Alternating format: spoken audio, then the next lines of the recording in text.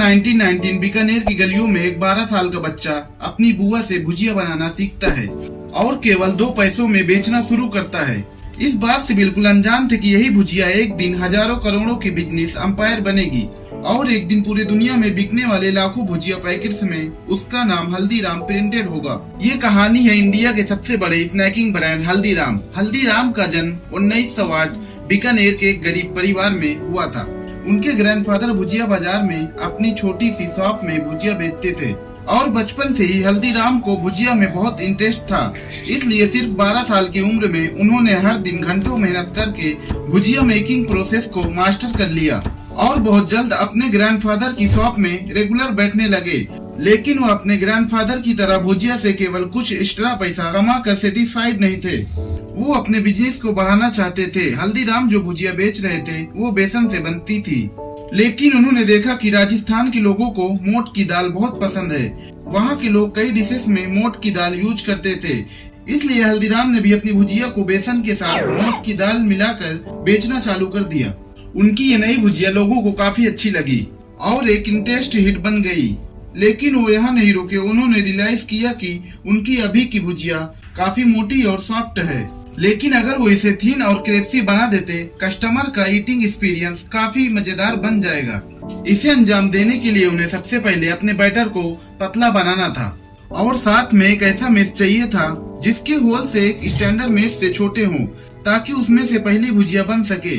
उन्होंने मार्केट में कई मेस मेकर के साथ लग कर एक परफेक्ट मेस बनवाया और अपने बैटर के कई आइटम्स भी ट्राई किए। फाइनली कई महीने के एक्सपेरिमेंट के बाद उन्होंने एक परफेक्टली थिन और क्रिस्पी भुजिया बना ली। इस नई भुजिया सेल्स को एक्सपोनेंशियली बढ़ा दिया। लेकिन हल्दीराम का इनोवेशन केवल भुजिया की रेसिपी तक लिमिटेड नहीं रहा। टर्न्स आउट की हल्दीराम सीक्रेट एक ब्रांडिंग जीनियस भी थे। मार्केट में ऐसी कई और दुकानें थी जो भुजिया बेचती थी, लेकिन हल्दीराम चाहते थे कि कस्टमर के दिमाग में उनकी भुजिया की मांग एक नॉर्मल भुजिया से कई गुना ज्यादा हो। हल्दीराम को पता था कि महाराजा धन सिंह बीकानेर के सबसे पॉपुलर महाराजा रहे थे और लोग उन्हें बहुत रिस्पेक्ट करते थे। इसलिए हल्दीराम ने अपनी भुजिया का नाम महाराजा धन सिंह के नाम पे दंग से रख दिया। महाराजा के नाम से उनकी भुजिया बाकी सब नॉर्मल भुजिया से डिफरेंशिएबल हो गई। इस नई ब्रांडिंग के साथ उन्होंने प्राइसेस भी बढ़ा दिए और कस्टमर ने इस प्राइस को खुशी खुशी एक्सेप्ट भी कर लिया। अगले कुछ सालों में हल्दीराम ने अपने 2 भाइयों के साथ मिल के बिजनेस को अच्छा खासा स्टेब्लिश कर लिया था और अब 36 साल की उम्र में उनकी एक वाइफ और 3 बेटे भी थे। बेहद गरीबी से उठकर आए हल्दीराम के लिए सब कुछ अच्छा चल रहा था कि तभी 1944 में उनकी लाइफ में एक बहुत बड़ा ट्विस्ट आया। घर लेडीज के बीच में रिलेशन बिगड़ने लगे। बात इतनी बिगड़ गई कि फाइनली हल्दीराम को घर छोड़कर अलग होना पड़ा। लेकिन प्रॉब्लम यह थी कि घर के साथ साथ हल्दीराम को बिजनेस से भी अलग कर दिया गया था। जिस बिजनेस को हल्दीराम अपनी जी जान लगा के बनाया था, आज उसी बिजनेस से उन्हें एक फूटी कौड़ी तक नहीं मिली और वो रातों रात अपनी फैमिली के साथ सड़क पे आ गए और जिम्मेदारियों के चलते उनके पास इमोशनल होने का टाइम नहीं था। हल्दीराम ने जल्द से जल्द अपने आप को संभाला और काम ढूंढते वक्त किसी ने उनका नाम पुकारा। जब हल्दीराम ने मुड़कर देखा तो पीछे उनका एक बचपन का दोस्त खड़ा था।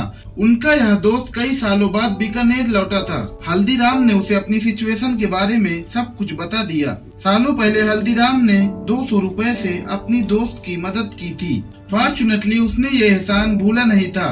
उसने उसी दिन हल्दीराम को 100 रुपए लौटा दिए और यही 100 रुपए हल्दीराम के लिए लाइफ लाइन साबित हुए। सबसे पहले तो उन्होंने अपनी फैमिली के लिए एक छोटा सा घर रेंट पे लिया और फिर बिजनेस आइडिया सोचने लगे। उनकी चंपा देवी काफी डिलीशियस मूंग दाल बनाती थी और बीकानेर के लोगों के लिए भी मूंग दाल एक स्टेपल डिश थी। फिर क्या उन्होंने मूंग दाल का बिजनेस करने का फैसला लिया। उन्होंने बचे हुए पैसे से मूंग दाल, स्पाइसेस और बाकी आइटम्स खरीदे और एक काम चलाओ किचन भी सेटअप कर लिया। वो दोनों अगली मॉर्निंग उठकर दाल प्रिपेयर करते और फिर हल्दीराम पूरे दिन मार्केट में घूम घूम कर लोकल वर्कर्स और ऑफिस में बेचने लगे। कुछ ही टाइम में उन्होंने मूंग दाल के साथ अपने ओरिजिनल फैशन यानी भुजिया को भी बेचना शुरू कर दिया था। हार्ड वर्क, टेस्ट और क्वालिटी के चलते उनका एक लॉयल कस्टमर बेस बन गया था। कुछ ही टाइम में उन्होंने एक छोटी सी शॉप को रेंट पे लेने के पैसे जमा कर लिए। शॉप खुलने के कुछ ही समय के बाद मार्केट में बात फैल गई कि हल्दीराम उनकी दंग से अब वापस आ चुके। उनकी दुकान में लोगों की लाइन लगने लगी और देखते ही देखते हल्दीराम फिर से लोकल भुजिया किंग बन गए। अगले कुछ सालों में हल्दीराम ने सिर्फ इसी दुकान को ग्रो करने में फोकस किया, लेकिन फिर 1950 में कुछ ऐसा हुआ जो उनके लिए टर्निंग पॉइंट बन गया। हल्दीराम अपनी बेटी की शादी में कोलकाता गए थे। वहाँ उन्होंने सभी मेहमानों के लिए भुजिया बनाई थी और जब उन्होंने भुजिया खाने के बाद मेहमानों का रिएक्शन देखा तो काफी सरप्राइज हो गए। उन लोगों को भुजिया इतनी पसंद आ गई थी कि वो तारीफ तो कर ही रहे थे, साथ में हल्दीराम्स को बल्कि ऑर्डर भी दे रहे थे। हल्दीराम को समझ आ गया था कि कोलकाता में अपने बिजनेस को एक्सपेंड करना जरूरी इसलिए क्योंकि वहाँ कोई बड़ा कंपटीशन था ही नहीं जो भुजिया बेचता हो। 1955 में हल्दीराम ने अपने छोटे बेटे रामेश्वर लाल और अपने बड़े पोते शिव किशन को कोलकाता में बिजनेस सेटअप करने को भेजा। यहाँ भी उनकी शुरुआत एक छोटे से घर और केवल 8 स्क्वायर फीट की दुकान से हुई। शुरुआत तो सिलो थी, लेकिन इन्वेंचर खाता में भी उनका बिजनेस वर्ल्ड ऑफ माउथ के कारण ग्रो करने लगा और देखते ही देखते वो दिन के 150 से 200 किलो भुजिया बेचने लगे। आल्सो बंगाली को अट्रैक्ट करने के लिए इन्होंने वहाँ से टेस्ट के हिसाब से बंगाली मिक्सचर नाम के नमकीन लॉन्च की जो काफी सक्सेसफुल हो गई। अगले 12 सालों में उनकी शॉप 8 स्क्वायर फीट से बढ़कर 25 स्क्वायर फीट हो गई और बिजनेस भी डबल हो रहा था एक बड़ा शहर होने के कारण। कोलकाता ब्रांच का बिजनेस अब बीकानेर ब्रांच से बड़ा होने लगा था। 1968 तक हल्दीराम के तीनों बेटे सेटल हो चुके थे। उनके बड़े बेटे मूलचंद बीकानेर का कारोबार संभाल रहे थे, साथी दास परिवार से अलग हो गए थे और उन्होंने स्वतंत्र दुकानें खोल ली और रामेश्वर लाल कोलकाता का कारोबार चला रहे थे। इसे देखते हुए हल्दीराम ने कारोबार से अर्थ ले ली और केवल कभी कभार कारोबार देख रेख के लिए आते थे। कारोबार पहले से ही अच्छा चल रहा था, लेकिन जो हुआ उसके बाद हल्दीराम के व्यापारिक सफर में एक सुनहरा अध्याय साबित होने वाला था। हल्दीराम के सबसे बड़े पोते शिव किशन जो अब तक अपने चाचा के साथ कोलकाता के कारोबार में काम कर रहे थे। 1968 में नागपुर में हल्दीराम ने एक शाखा खोलने का फैसला किया। नागपुर आने के बाद शिव किशन ने देखा कि वहाँ के लोग बालूशाही, गुजराती पेड़ा, मैसूर पाक और लड्डू जैसी मिठाइयों के शौकीन थे। कहने का तथ्य यह है कि वहाँ के लोग मिठाइयाँ तो पसंद करते थे, लेकिन अब तक वे भारत के अन्य हिस्सा की मिठाइयों से उतने परिचित नहीं थे। इस अवसर को देखते हुए शिव किशन ने नागपुर में भुजिया के साथ अपनी मनपसंद काजू कतली बेचना शुरू किया। शुरुआत में ग्राहक इसे खरीदने में हिचकिचा रहे थे, इसलिए शिव किशन ने अपने ग्राहकों को मुफ्त नमूने देना शुरू कर दिया। एक बार चखने के बाद लोग काजू कतली के दीवाने हो गए और इसकी मांग आसमान छू गई। इस सफलता को देखते हुए शिव किशन ने मलाई लड्डू, रसगुल्ला और रसमलाई जैसी मिठाइयाँ भी बेचना शुरू कर दिया और जाने अनजाने में ही हल्दीराम के भारतीय मिठाई उद्योग में सबसे बड़ा नाम बनने की शुरुआत हुई। 1971 तक नागपुर में हल्दीराम के 2 आउटलेट खुल चुके थे, लेकिन शिव किशन यही नहीं रुकना चाहते थे। एक दिन शिव किशन कीर्ति नाम के एक रेस्टोरेंट में गए, जहां उन्हें एक नया विचार आया। उस रेस्टोरेंट में केवल डोसा और लस्सी मिलती थी और वहां हमेशा ग्राहकों की भीड़ लगी रहती थी। यहाँ से शिव किशन हल्दीराम को एक दुकान से रेस्टोरेंट में बदलने का विचार आया। बाजार का जायजा लेने के बाद उन्हें एहसास हुआ कि महाराष्ट्र के लोग डोसा और इडली जैसे दक्षिण भारतीय के लोग भोजन ज्यादा पसंद करते हैं। अब वे अपने रेस्टोरेंट में बीकानेर के लोकप्रिय स्नैक्स जैसे समोसा और कचौरी भी बेचना चाहते थे, लेकिन उससे पहले उन्हें अपने ग्राहकों को रेस्टोरेंट तक लाना था।